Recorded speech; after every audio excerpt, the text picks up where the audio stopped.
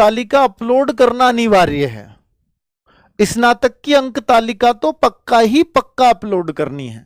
इसमें भी आपके डाउट है कि सर मेरे पास ना ओरिजिनल मार्कशीट नहीं है, अभी मार्कशीट नहीं आई, तो मेरे पास इंटरनेट की मार्कशीट है, क्या मैं उससे फॉर्म भर सकता हूं? नहीं, आपको अंक अपना जो मार्कशीट लेके आ जानी चाहिए कॉलेज से। अगर कॉलेज स्तर पर नहीं आई हो तो आप यूनिवर्सिटी से जाकर के ले आओ, और अगर वहां भी नहीं है, हो सकता है डिजी लॉकर में अवेलेबल हो गई हो, तो डिजी लॉकर से आप डाउनलोड कर सकते हो। कैसे करते हैं डिजी लॉकर से डाउनलोड, वो मैं बता दूं। डिजी लॉकर की यहाँ पे इन्होंने पूरा एफएक्यू बनाया हुआ, उसमें दिया है, वो पूरी तरह से वैलिड है, वो सबसे ज्यादा सेफ है। उससे कर देते हो तो वो फैच होती है सीधी उससे डिटेल्स, है ना। यदि स्नातक, अब ये अंक तालिका का तो क्लियर है, तो डिजी लॉकर या कॉलेज या यूनिवर्सिटी से ला करके अपलोड कर दो, ठीक है, क्लियर। नेक्स्ट, यदि स्नातक उपाधि उपलब्ध नहीं है, सर स्नातक की डिग्री मेरे पास अभी है नहीं, होती भी नहीं है, इतनी जल्दी नहीं आती है डिग्री, ये बात समझ सकते हैं हम, तो फिर क्या करें, एक प्रोविजनल डिग्री, वो कहता है कि प्रोविजनल डिग्री आप उसको अपलोड कर सकते हो। प्रोविजनल डिग्री भी कहां से लाएं, या तो आपके कॉलेज में आ गई होगी, या आप यूनिवर्सिटी की वेबसाइट पर जाकर के, इसका 50, 100, 150 अलग अलग यूनिवर्सिटी के अलग अलग चार्जेस हैं, वहां से जाकर के डाउनलोड कर सकते हो।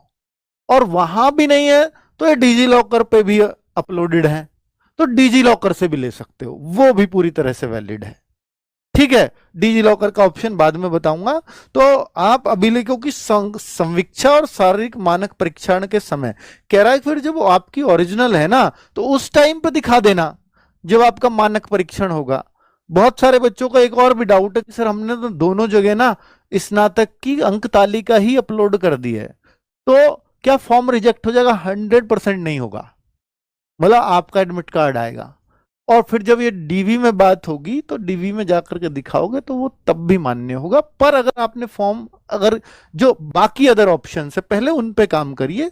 ये तो लास्ट ऑप्शन है कि दोनों जगह अंक तालिका आपने अपलोड कर दी, ये लास्ट ऑप्शन है, तो लास्ट में ही रखिए।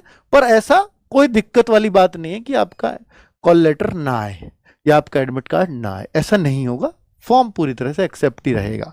नेक्स्ट, महिला अभ्यर्थियों को आरक्षण के लाभ हेतु जाति प्रमाण पत्र पिता पक्ष से प्रस्तुत करने के संबंध में, बिल्कुल।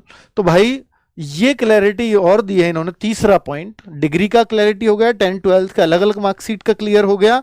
और महिला अभ्यर्थियों को बहुत दिक्कत थी, वो कह रही थी सर पिता पक्ष से बन नहीं रहा है, क्या मैं पति पक्ष से बनवा करके, ससुराल से बनवा करके यहाँ का पटवारी आराम से बना दे रहा है, तो मैं उसको ना अपलोड कर दूं, क्या दिक्कत है? ये ना भर्ती बोर्ड ने एक गलती की है बड़ी, स्पेशली इसमें ओबीसी वाले बच्चे सबसे ज्यादा परेशान हैं, क्योंकि आपने 1 अप्रैल के बाद का मांग लिया।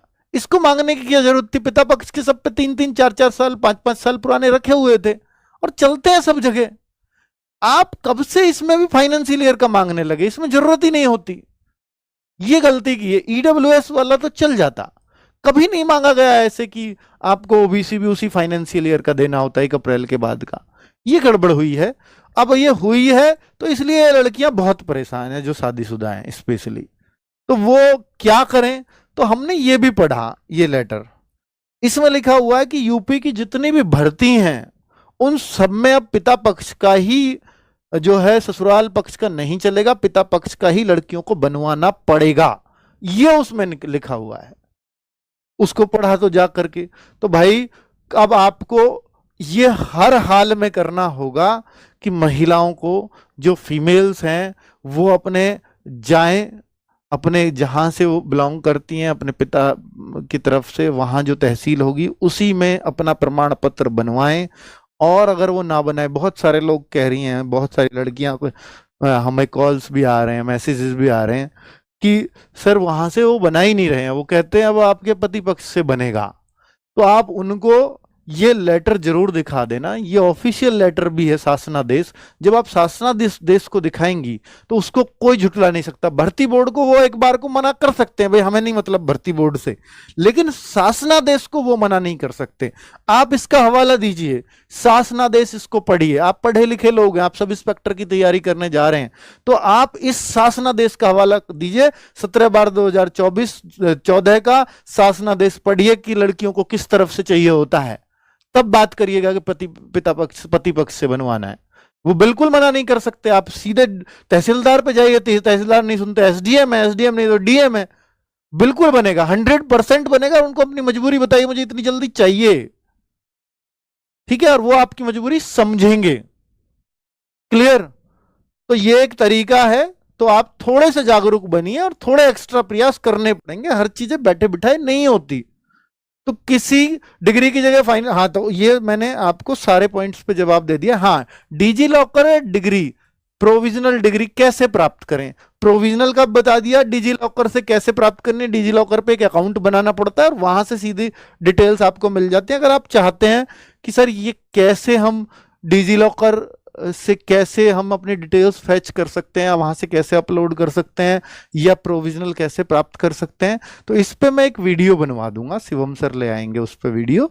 तो डिजी लॉकर प्रोविजनल दोनों को समझा देंगे कि आप कैसे प्राप्त कर सकते हो। तो इतनी हेल्प मैं करवा दूंगा आपकी, ठीक है, तो जिससे आपकी परेशानी ठीक है। देखिए, ये वो शासनादेश है जो 17/12 जिसका ये जिक्र करते हैं 2014 का। ये इसमें क्या क्या कंडीशंस हैं, अगर आपको वो नहीं मिला है तो उसकी कंडीशंस ये हैं, आप इनको पढ़ लीजिए एक बार, ठीक है। ये मैंने इसमें एक और नया पॉइंट ऐड करवा दिया है जिससे कि आपको क्लियर रहे कि इसके कंटिन्यूएशन में, ठीक है। ये उसी के पॉइंट है कि महिला आवेदिका जो SC ST OBC, तब तक चलो EWS नहीं था 2014 में, इसलिए EWS का जिक्र नहीं है, वरना EWS भी रहेगा, का लाभ लेना चाहते तो उसी जाति प्रमाण पत्र की प्रति प्रस्तुति अपलोड करनी होगी जो उसके पिता के नाम से जारी हुआ हो।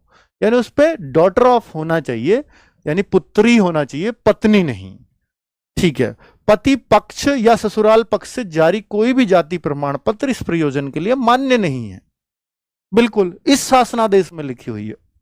तो आप ये पढ़वाओगे उस पटवारी को जो नहीं बना रहा आपका, तो कैसे मना कर देगा वो अनपढ़ लोगों को ही तो पागल बनाते हैं ना भाई। वो आप पढ़े लिखे लोग हो, आप ये सारी चीजें उनको दोगे, भला वो मना कर दें? ऐसा हो ही नहीं सकता। सभी भर्ती संबंधी प्रपत्रों जैसे ऑनलाइन आवेदन, दस्तावेज सत्यापन या शारीरिक मानक परीक्षण में यही प्रमाण पत्र स्वीकार किया जाएगा, पिता पक्ष वाला ही। ये क्लैरिटी उसने दी है, ठीक है। इसमें भर्ती बोर्ड की बहुत गलत बात नहीं है कि वो पिता पक्ष का मांग रहा है, क्योंकि यूपी का ही शासनादेश है ये, ठीक है।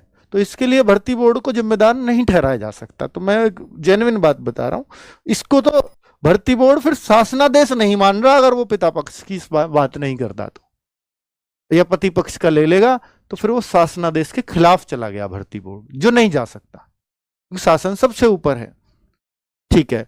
अभी कुछ लड़कियों को ये डाउट हो गया है, स्पेशली जो जनरल की लड़कियां हैं उनके लिए बता रहा हूं। जो जनरल या अदर स्टेट की जो गर्ल्स हैं, उनको मेल हो या फीमेल हो, उनको ना जाति की जरूरत पड़ती है ना मूल निवास की जरूरत पड़ती है। नहीं बनवाना आपको, इसमें लिख दिया ना महिला अभ्यर्थियों के लिए पिता पक्ष की जाति प्रमाण पत्र जरूरी। महिला, इसमें ऐसा लगा उनको कि सभी महिला आ गई, नहीं। जनरल या अदर स्टेट, चाहे महिला हो चाहे पुरुष हो, उनको किसी भी जाति या मूल निवास की आवश्यकता नहीं होती। आपके सर मूल निवास की तो पड़ सकती है भाई, अदर स्टेट भी तो जनरल में ही काउंट हो रहे हैं, तो फिर मूल निवास का अर्थ ही क्या रह गया? मूल निवास यही तो देखा जाता है कि आप यूपी के हो या नहीं हो, तभी आपको आरक्षण दिया जाएगा। आपको आरक्षण मिल ही नहीं रहा, EWS में तो मांगा जाएगा लेकिन जनरल में नहीं, तो इसलिए फिर मूल निवास का कोई अर्थ नहीं है। तो इसलिए दोनों के लिए एक जैसी ही कंडीशन है। पिता पक्ष से जाति प्रमाण पत्र क्यों बनवाता है, ये शासनादेश क्यों निकला होगा, इसका एक कारण बताता हूं। 2014 से पहले ऐसा नहीं होता था। इसका एक कारण बताता हूं, मैं पहले भी वीडियोस में बता चुका हूं औरों में, कि जैसे कोई लड़की है, शर्मा लड़की है, या मैं कहूंगा जनरल कास्ट की लड़की है, और वो SC कास्ट के लड़के से शादी कर लेती है, फीमेल है और ये मेल है, तो इससे अगर उसने शादी कर लेती है तो फिर ये सोचती है कि भाई अब तो मैं SC कास्ट में आ गई हूं, तो SC का फायदा मैं भी लूंगी UPSI की भर्ती में। तो जबकि जो ये पली बढ़ी है, ये तो SC के इसने दुख दर्द तो नहीं देखे, तो इस वजह से इसको तो SC का फायदा नहीं मिलना चाहिए। तो वो ऐसा नहीं है कि इससे शादी करने से तुरंत ही बन जाएगी SC, और वो पति पक्ष से जारी हो गया तो हो सकता है वो SC की तरफ से ही जारी हो फिर सर्टिफिकेट, तो इसमें दिक्कत हो सकती है। इसलिए कहते हैं कि लड़की का तो हमेशा जीवन पर्यंत उसके पिता पक्ष का ही चलेगा। हाँ, इनके जो बच्चे होंगे उनको एससी का फायदा मिलेगा। इस लड़की